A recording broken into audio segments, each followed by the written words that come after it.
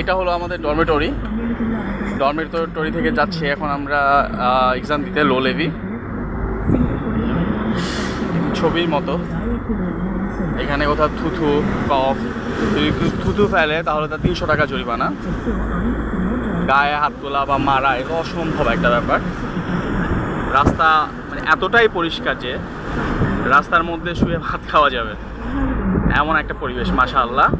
আর ওয়েদারও সবসময় কুল থাকে, অতিরিক্ত গরম অতিরিক্ত ঠান্ডা না, চমৎকার ওয়েদার থাকে সবই সময় মাশাআল্লাহ। এটা হলো আমার ডরমেটরি লাস্ট স্টেজ। ডরমেটরিগুলো চমৎকার, কিন্তু একটু সমস্যা হলো এক এক রুমে 18 জন 16 জন 20 জন থাকে, কিন্তু স্পেস থাকে যথেষ্ট পরিমাণ। কিন্তু যারা সিঙ্গাপুরে আসবে তারা আসলে চিন্তা করে না যে আমরা ডরমেটরিতে যাবো বা ডরমেটরিতে সবসময় থাকবো, তারা বাইরে ঘোরাফেরা বেশি করে, শুধু ডরমেটরিতে যায় শুধু ঘুমানোর জন্য, এটাই আর কিছু না। আর এখানে তো আমরা রাস্তা যাচ্ছি, রাস্তা মোটামুটি একবারে অলওয়েজ ফাঁকাই থাকে এবং ওয়েদার দেখতে পাচ্ছেন চমৎকার। এটা আমাদের পাশে ডরমেটরি। এবং আসার পর একটা আশ্চর্যজনক ব্যাপার হলো, আমি আসার পর তো আজকে অনেকদিন হয়ে গেছে, কাউকে দেখি নাই যে কেউ রাস্তায় কাশতেছে, হাঁচি দিতেছে, থুতু ফেলতেছে। আসলে কি এরা অসুস্থ হয় না, না কোনো মানে না এরা আসলেই মানে কি বলবো ভয়ে করে না, সেটা আমি জানি না।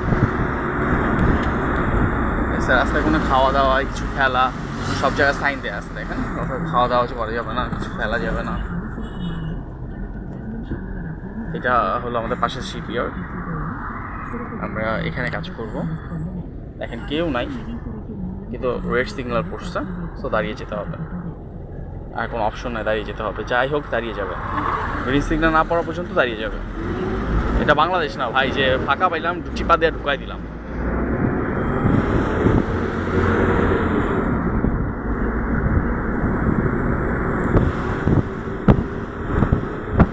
ফুটায় ঢুকানো চিপায় ঢুকানো সব বাংলাদেশিদেরই। এখানেও এসে দেখি যে বাংলাদেশিদেরই চিপায় ঢুকানো, ফুটা ঢুকানো, ফাঁকায় ঢুকানো, চাপানো, মানে প্রচুর ব্যাড রেকর্ড, প্রচুর ব্যাড রেকর্ড। অনেকে বাংলাদেশিদের দেখতেই পারে না, নাম শুনে দেখতে পারে না। এরা রুলস ব্রেক করে, এরা কারো কথা শুনতে রাজি না, এরা বারবার ক্লেম খায়, বারবার জরিমানা খায়, বারবার সেন্ড ব্যাক করে, দেশে চলে যায়, আবার এরা এই কাজই করে।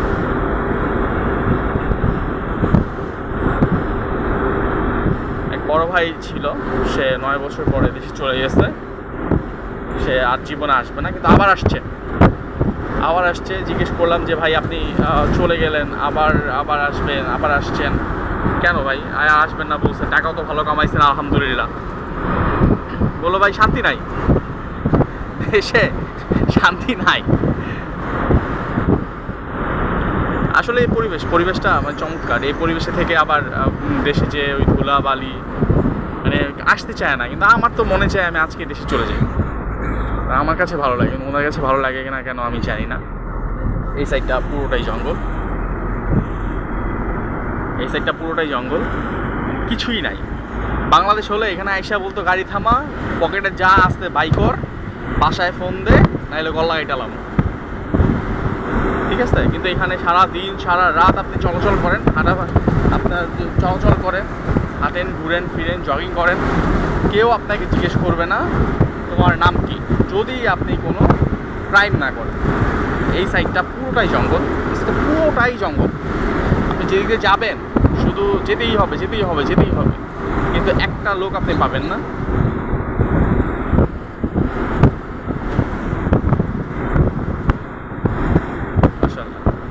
স্পিড লিমিট দেওয়া আছে।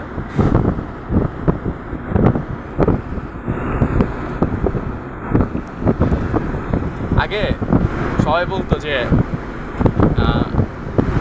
বিদেশে গেলে নাকি সবাই ব্লগার হয়ে যায়, ঠিক আছে? আমি আসলে অ্যাকচুয়ালি তখন বুঝি নাই, এখন দেখি না ভালোই লাগে নতুন একটা জিনিস ভাইদের জানাতে, বন্ধু বান্ধব যারা আছে তাদের জানাতে অনেক ভালো লাগে মাশাআল্লাহ। এটা আসলে ব্লগিং করে টাকা ইনকাম করবে এরকম কোনো মেন্টালিটি না।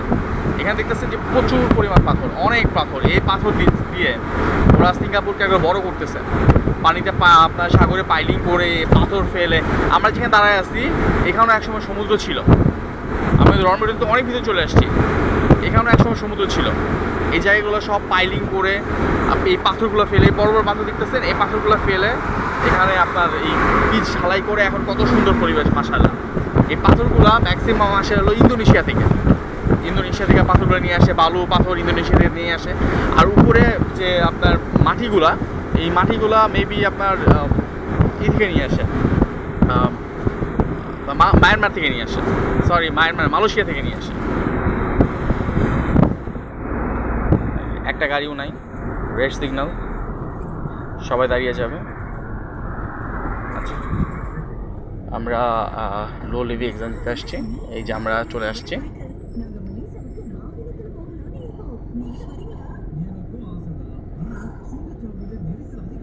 কিছুই নাই, দাঁড়িয়ে থাকতে হবে, অপশন নাই। যদি আপনি ক্রস করেন 1000 টাকা জরিমানা, সাথে সাথে আপনার আইপিতে চলে আসবে 1000 টাকা জরিমানা ব্যাঙ্ক অ্যাকাউন্ট থেকে, সাথে সাথে কেটে নিয়ে চলে যাবে। আপনার কোনো এখানে ফিডব্যাক, কোনো অপশনই নাই, কিছু বলতেই পারবেন না, কোনো এক্সপ্লেনই করতে পারবেন না। বেশি মুড়ামুড়ি করবেন, পারমিটটা বাতিল হয়ে যাবে, পাশে চলে যাবেন।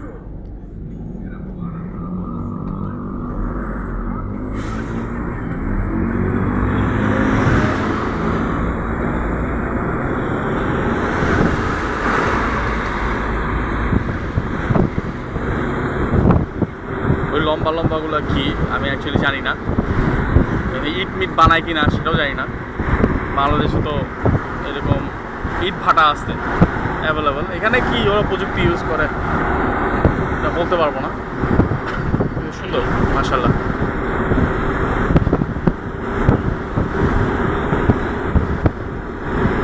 একটা ছাগল নাই, কত ঘাস পড়ে আছে, একটা ছাগল নাই, একটা গরু নাই, একটা খরগোশও মনে হয় না, কিছুই নেই।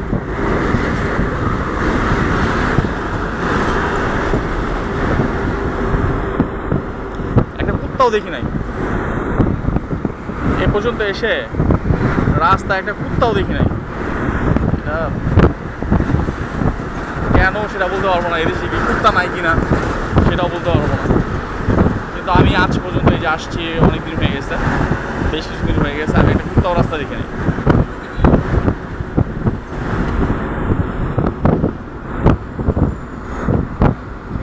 আবার সিগন্যাল।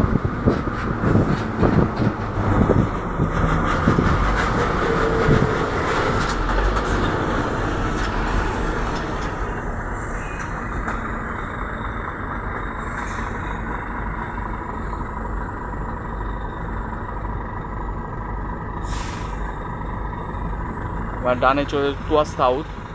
আমরা তুয়াস সাউথে যাব না, আমরা স্ট্রেট যাব।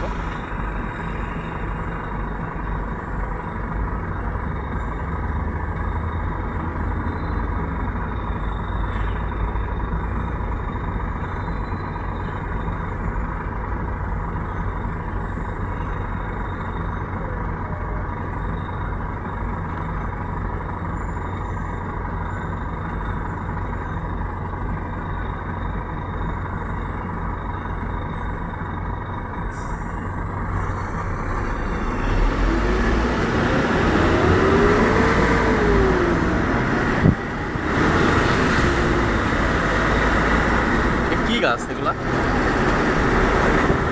নারিকেল গাছও না, খেজুর গাছ, এগুলা মনে হয় কড়ই গাছ।